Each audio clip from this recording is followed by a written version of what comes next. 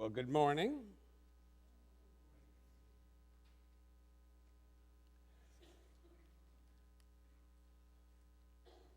Willie Lloyd Turner was an inmate on Virginia's death row. All sorts of people end up on death row, usually for a crime they actually committed. In this case, Turner was a murderer. He was on death row for a couple of decades, as often happens. Along the way, he discovered he had a manual typewriter that sat on a table just outside of his cell, and he would reach his hands through the bars and he would type away. And indeed, his words attracted the attention of many people around the world as he grew into a different person over the years. He was something of a genius. He planned the greatest prison break in the history of death row, but then decided not to take part in it because he thought that ultimately the plan wouldn't work. And so while a large number of people escaped from Virginia's death row, they were all eventually recaptured. When his date finally came for his execution, he was taken out of his cell and put into the holding cell, and he told his lawyer about a half hour before his death, take my typewriter when you leave and then look inside it. After he was executed in 1995, his lawyer took custody of the typewriter in its case and took it outside of the prison, and then in the presence of a couple of reporters opened it. Hidden inside the typewriter was a loaded revolver with 18 rounds of ammunition, also there present, and a card with a single word, smile. It was felt that it was his way of saying, if I had wanted to, I could have taken some people with me, but I did not want to. How he smuggled a pistol into prison, nobody knows. But he had it in his hands to do great damage and chose not to. That story came to mind as I began to think of what it means for God to be on the cross because of something Jesus said when he was arrested. Jesus also was a person who faced execution and was executed. In one of the accounts, one of his associates, one of the apostles, takes a sword and strikes out at one of the people arresting Jesus, cutting off an ear. Jesus stops him and says, put away your sword. If I wanted to, I could call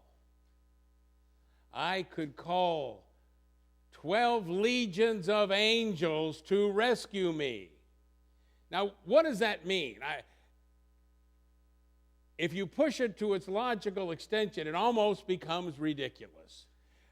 Finis Jennings Dake is famous for Dake's Annotated Bible, which takes everything literally and is just filled with copious notes about every literal thing. And Dake figured out that if Jesus had called 12 legions of angels, each legion is 6,000. That would be 72,000 angels. And since, according to him, one angel in Isaiah kills 185,000 Assyrians who were besieging Jerusalem, that means that if Jesus had wanted to, he could have had 13,320,000,000 people killed that night in order to effect his own break from prison. Now, since there were only 300 million people on the earth at that point, 45 million of whom lived in the Roman Empire, that was a lot of overkill. He wouldn't have needed that many people. It still would be an overkill today.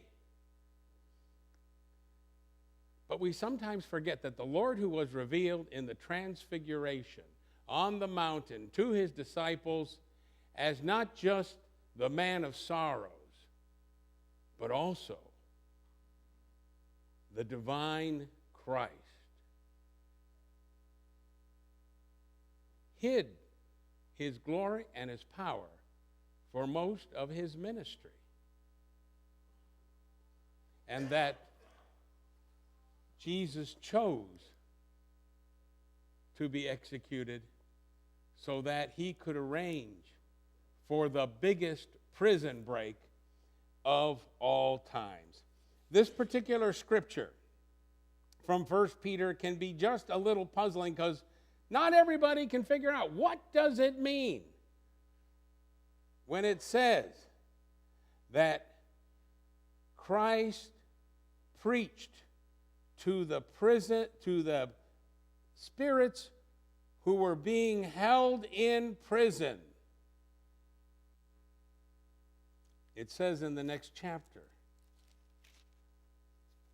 for this reason, Jesus preached to the dead, in order that those who were judged according to the flesh, which is all people, should be saved in God's Spirit.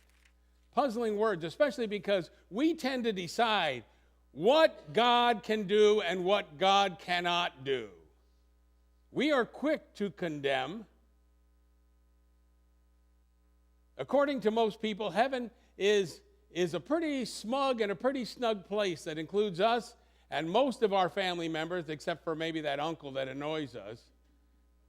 And it certainly doesn't include most of the billions of people upon this earth right now. They don't measure up like we do. Heaven becomes sort of an exclusive club in which everybody pretty much looks like us, thinks like us, talks like us, votes like us.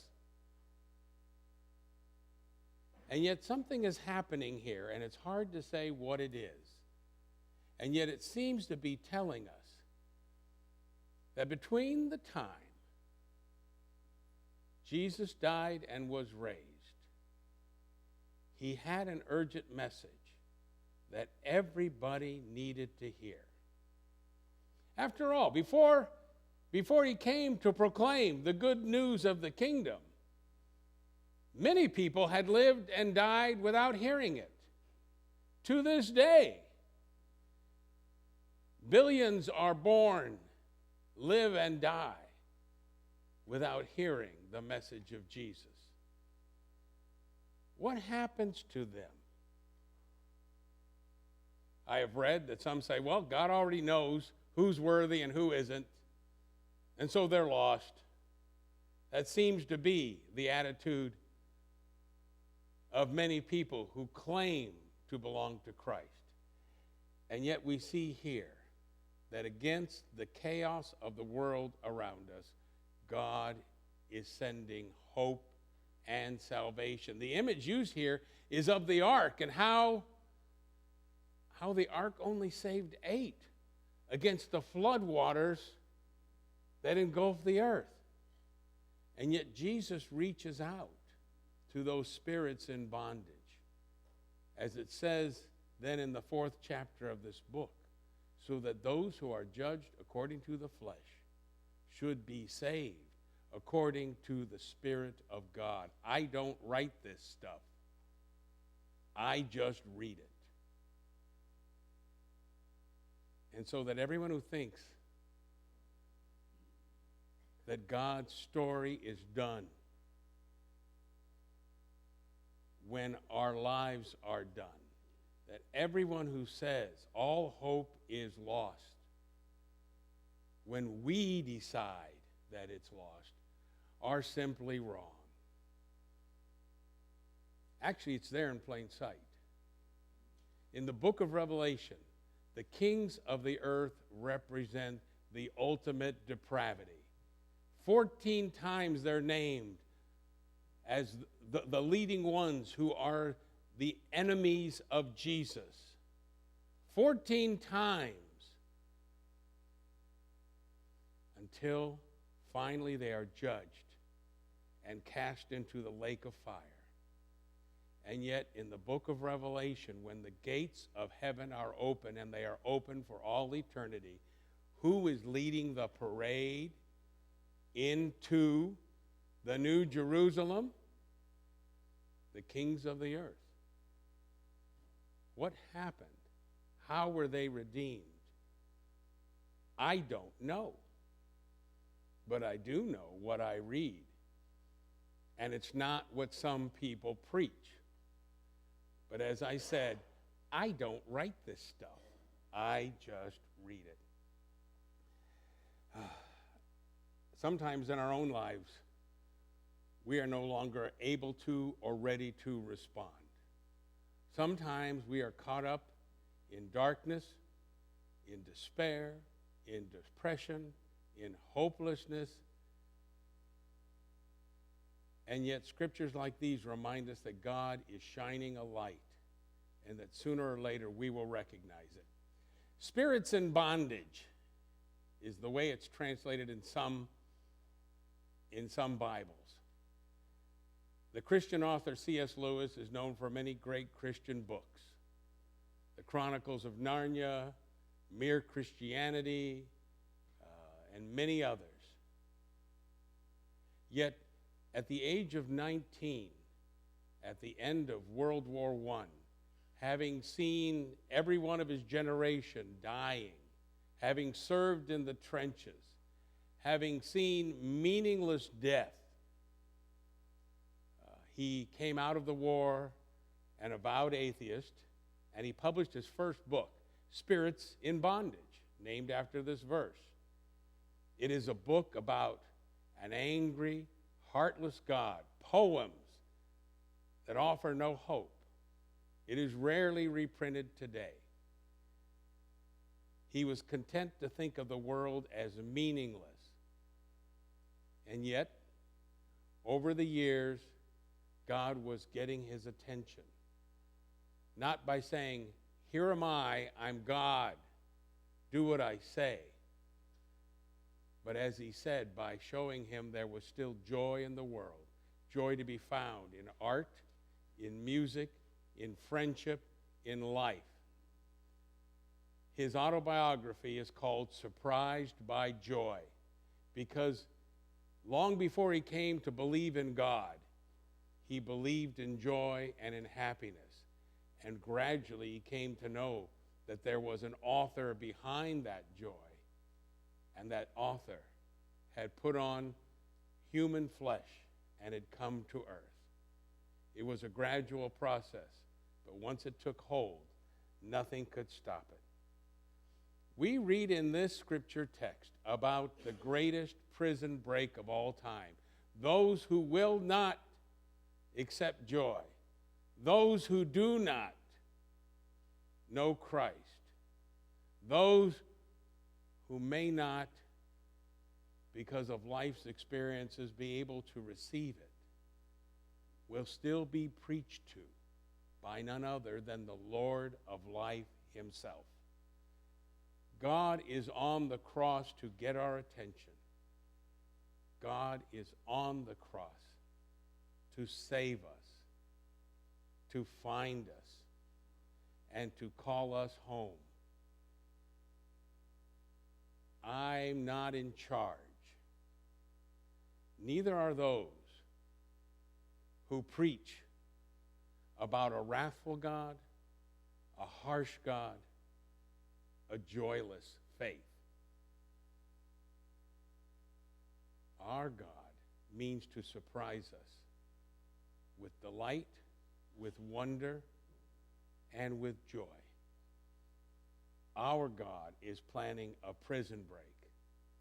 So when you feel hemmed in by life and its circumstances, know that help is on the way, and it will be found in joy. Amen. I thought a good hymn to sing.